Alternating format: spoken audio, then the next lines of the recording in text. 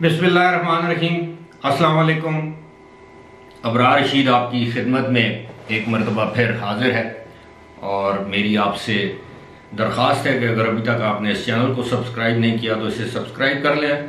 और दूसरा ये कि जो यूएई के जो व्यूअर्स हैं, जो यूएई से मुतालिक ख़बरें देखना और सुनना चाहते हैं, उनसे दरख्वास्त है कि यूएई का जो अलग चैनल है, यूएई न्यूज़ चैनल, उसका लिंक इसी वीडियो के डिस्क्रिप्शन बॉक्स में मौजूद है। उस पर क्लिक करके उसको सब्सक्राइब कर लें और यूएई से मुतालिक वीडियोस वहाँ पर ज़रूर देखें।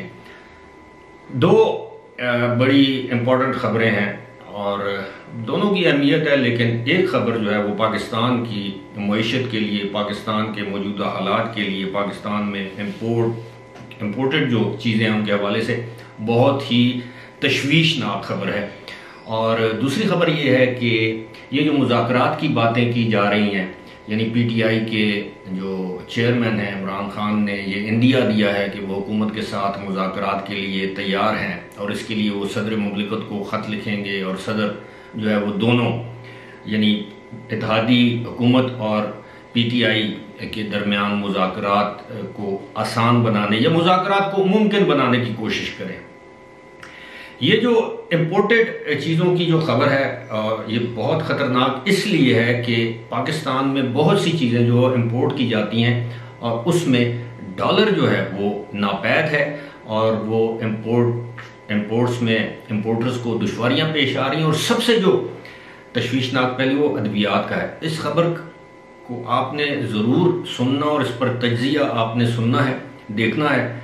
लेकिन सबसे पहले मैं आपको ये बताता चलूँ कि मुस्लिम लीग नून के रहनुमा जो वफाकी वज़ीर में हैं, एहसन इकबाल ने एक दावा किया है कि इमरान खान की जानिब से ये जो मुज़ाकरात की बात की जा रही है, शोशा बकौल उनके जो शोशा छोड़ा गया है, इसका असल मकसद ये है कि अब इमरान खान ये अच्छी तरह जानते हैं कि फॉरेन फंडिंग केस का फ़ैसला आने वाला है और उसमें वो फैसला उनके खिलाफ आएगा और अब वो हुकूमत से NRO मांगना चाहते हैं, जिसकी वजह से उन्होंने मुज़ाकरात की ख्वाहिश का इजहार किया है। जबकि माजी में आप सब जानते हैं कि जब वो वज़ीर आज़म थे वो अपोजिशन के साथ मुज़ाकरात के हामी नहीं थे, ख़्वाह नहीं थे, यहाँ तक कि अपोजिशन रहनुमाओं से वो हाथ मिलाना गवारा नहीं करते थे। और इसका इजहार उन्होंने मुतअद्दिद मरतबा किया है कि मैं चोरों डाकुओं के साथ हाथ भी नहीं मिला सकता।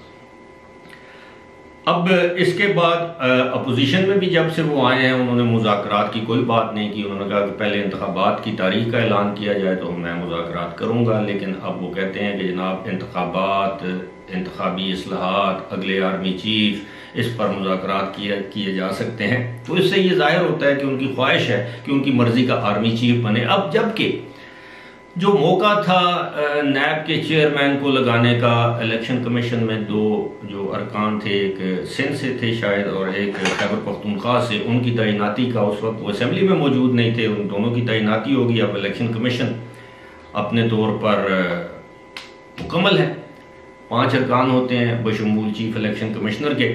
खैर, अब उनका ये कहना है एहसन इकबाल का कि इमरान खान के साथ मुज़ाकरात तो हो सकते हैं, लेकिन अगर वो ये चाहते हैं कि उन्हें इलेक्शन कमीशन की जानिब से किसी भी मुमकिन मुखालिफ फैसले के बाद उनको कोई सियासी सपोर्ट दी जाएगी तो ऐसा मुमकिन नहीं है। मौजूदा हुकूमत उनको ये NRO नहीं देगी, ना ही जाहिर है अगर इलेक्शन कमीशन की जानिब से फैसला आ जाता है तो उसका तरीक़ाकार ये है कि वो इलेक्शन कमीशन जो है वो हुकूमत को ख़त हुकूमत को लिखेगा कि जनाब आप इस सियासी जमात के ख़िलाफ़ पाबंदी के लिए सुप्रीम कोर्ट रुजू करें, या चेयरमैन हट गया है, या पार्टी अगर कलअदम होती है, जो भी सूरत हाल बनती है, ये एक खौफनाक सूरत हाल होगी अगर इस किस्म का फैसला आ जाता है। इलेक्शन कमीशन में हमारे ज़राए बताते हैं कि जनाब फैसला लिखा जा रहा है और मुमकिन है कि फैसला लिखा भी जा चुका हो, मुकम्मल हो चुका हो, लेकिन चंद रोज़ में हो सकता है वो आज, यानी जब आप ये वीडियो देख रहे होंगे कि उसके चंद घंटे बाद ये फैसला आ जाए, 24 घंटे में आ जाए, 48 घंटे में आ जाए। इलेक्शन कमिश्नर और चीफ इलेक्शन कमिश्नर और इलेक्शन कमीशन की ये मर्जी है, जब वो देखेंगे वो फैसला दे देंगे। लेकिन इलेक्शन कमीशन के ज़राए का ये भी कहना है कि जी फैसले से ज़्यादा जो इम्पोर्टेंट चीज़ है वो ये है कि इलेक्शन कमीशन इस वक्त इमरान खान के खिलाफ तौहीन अदालत की कार्रवाई पर गौर नहीं कर रहा, इस पर काम जारी है। तमाम सबूत और शवाहिद इकट्ठे कर लिए गए हैं। लिहाजा इमरान खान को बखूबी इल्म है कि इस वक्त उनके ऊपर इलेक्शन कमीशन में 2 तलवारें लटक रही हैं, एक तौहीन अदालत की और दूसरी जो है वो फॉरेन फंडिंग केस की। अब बात तो वही है कि जब फैसले आएंगे तो उस पर हम कोई तबसरा करेंगे। हम कोई प्रिडिक्शन या पेशन गोई नहीं कर सकते कि क्या फैसला आएगा, ये अल्लाह को मालूम है और इलेक्शन कमीशन के अरकान और चीफ इलेक्शन कमिश्नर को मालूम है। लेकिन इमरान खान जो चंद दिनों से इलेक्शन कमिश्नर के चीफ इलेक्शन कमिश्नर के खिलाफ जिस तरह की जबान इस्तेमाल कर रहे हैं, वो यही है कि उनका एक वतीरा है कि इदारों पर दबाव डालें, वो डिफेंसिव पे चले जाएं और वो उनकी मर्जी के फैसले करें, अपनी मर्जी के फैसले ना करें। और यही हुकूमत भी कहती है कि जनाब वो दबाव डालते हैं, गालियां देते हैं, गंदी ज़बान इस्तेमाल करते हैं, धमकी देते हैं, उसके बाद इदारे जो हैं वो लेट जाते हैं। और किसी हद तक ये बात दुरुस्त भी है, वरना जिस तरह की हर्जा सराई 3-4 महीनों से वो कर रहे हैं, आप अंदाजा कीजिए कि कोई और सियासी जमात उसका रहनुमा इस तरह की ज़बान इस्तेमाल करता तो उसके साथ क्या सलूक किया जाता, बल्कि उसका क्या हशर किया जाता। ये बात तो होगी। अब आते हैं उस तशवीशनाक सूरत हाल की जानब। एक द न्यूज़ अखबार में एक रिपोर्ट शाया हुई है, उसमें यह बताया गया कि इस वक्त जो इम्पोर्टर्स हैं उनको शदीद किस्म की जो डॉलर्स है उसकी शॉर्टेज का सामना है। और यही वजह है कि इंटरबैंक में, क्योंकि बैंकों के जरिए एलसीज खुलती हैं, जो आप चीज़ें दरामद करते हैं उनकी एलसीज बैंक गारंटी देता है कि जनाब हम इतने डॉलर आपको फलां तारीख को दे देंगे। अब इम्पोर्टर्स की जानब से यह बताया गया है कि बैंक ये कह रहे हैं कि आप 1 महीने तक ये पुराने माल क्लियर हो जाए, उसमें भी डमरेज जिसे कहते हैं एक तवान दिया जाता है, अगर पेमेंट लेट हो जाए, जहाज अगर बंदरगाह पर खड़ा रहे, आप सामान क्लियर ना करवाएं, पेमेंट ना करें, तो उसकी भी जो है वो एक किस्म का तवान आपको, हर्जाना जुर्माना आपको अदा करना पड़ता है। लिहाजा अब ये कहा जा रहा है कि उनको 1 महीना डिले का कहा जा रहा है। अब इसका नुकसान क्या होगा? मैं 2 चीज़ें इसमें बड़ी इंपॉर्टेंट है। पहले तो ये था कि स्टेट बैंक ऑफ पाकिस्तान जो हमारा सेंट्रल बैंक है, वो इस तरह करता था कि जब बैंकों के पास पैसे नहीं होते तो उनके स्टेट बैंक के पास जो फॉरेन रिजर्व्स हैं उसमें से वो बैंकों को पैसे फराहम कर देता था। लेकिन ये गुज़श्ता दौरे हुकूमत में, इमरान खान के दौरे हुकूमत में, बाय द वे एक मक्खी है, एक ही मक्खी है, वो तंग कर रही है। वो गुज़श्ता दौरे हुकूमत में जो एक बिल नवंबर में 17 नवंबर को शायद वो बिल मंजूर किया गया था, जिसमें से स्टेट बैंक को बस वही कह समझ लें IMF के यहाँ गिरवी रख दिया गया था। अब स्टेट बैंक जो है वो बैंकों को वो रकूम फॉरेन रिजर्व से फराहम नहीं कर सकता। वो कहता है कि जी आपके पास जो अपनी रकूम है उसको इस्तेमाल करें जो कि कम है। डॉलर पाकिस्तान में इस वक्त नापैद है, यही वजह है कि डॉलर की उड़ान रुपए के मुकाबले में जारी है।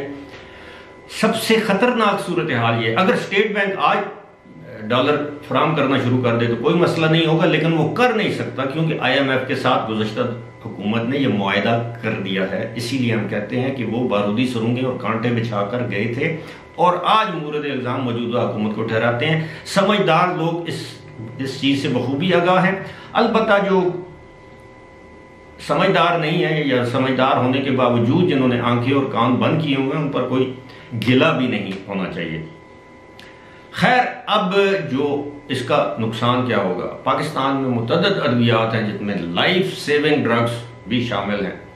वो हमारे जो मुख्तलिफ जो केमिस्ट हैं, होलसेल डीलर्स हैं, या तो वो जानबूझकर उनको शॉर्ट कर देंगे ताकि उनकी कीमतों में इजाफा हो, ब्लैक मार्केट में उन्हें फ़रोख्त करें। जिस तरह माजी में आपने देखा कि कोविड के दिनों में डिटॉल की बोतल जो है वो, पैनाडॉल, मास्क, सैनिटाइज़र, ये 3-3, 4-4 गुना ज़्यादा कीमत पर फ़रोख्त किए गए, होर्डिंग की गई, ज़ख़ीरा अंदोज़ी की गई, ब्लैक मार्केटिंग की गई, जो हमारी कौम का वतीरा है। बदकिस्मती है हमारी, लेकिन हम लोगों की मजबूरियों से फ़ायदा उठाते हैं। यहाँ तक कि वो लोग जो बिस्तर मर्ग पर पड़े हों, उनकी मजबूरी से भी फ़ायदा उठाते हैं। फिर वो यही होगा, यही होने का ख़दशा इम्कान है कि अद्वियात शॉर्ट हो जाएंगी, अद्वियात स्टोर कर ली जाएंगी, लाइफ सेविंग ड्रग्स नापैद हो जाएंगी। अगर नापैद नहीं होंगी तो वो मनमानी कीमतों पर लोगों को फराहम की जाएंगी, लेकिन अंडर दी टेबल और ब्लैक मार्केट में। इससे बड़ा अलमिया और क्या होगा हमारे मुल्क में?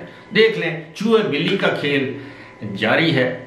वो बचपन में कहते थे छुपन छुपाई जारी है, एक दूसरे पर लान तान का खेल जारी है, अदारे मुतनाज़ा हो चुके हैं, मुल्क तबाही के थाने पर खड़ा है और हम इंतज़ार कर रहे हैं कि कब मुल्क डूबेगा। उसके बाद फिर हम मातम करेंगे, बयान करेंगे, उसी तरह जिस तरह 1971 में सकूत ढाका या सकूत मगरबी मशरकी पाकिस्तान के बाद आज दिन तक हम पछता रहे हैं, बयान कर रहे हैं, रो रहे हैं, लेकिन उसके बाद हासिल वसूल कुछ नहीं होगा। अल्लाह करे वो दिन ना आए, लेकिन हमारे अदारों, हमारे सियासी रहनुमाओं, हमारे सियासतदानों की कोशिश तो यही है कि वो दिन जल्द अज जल्द आए। लेकिन अल्लाह ताला की ज़ात है, अल्लाह ताला पाकिस्तान की हम सब की हिफाजत करे, आमीन। मुझे दीजिए इजाज़त, खुदा हाफ़िज़।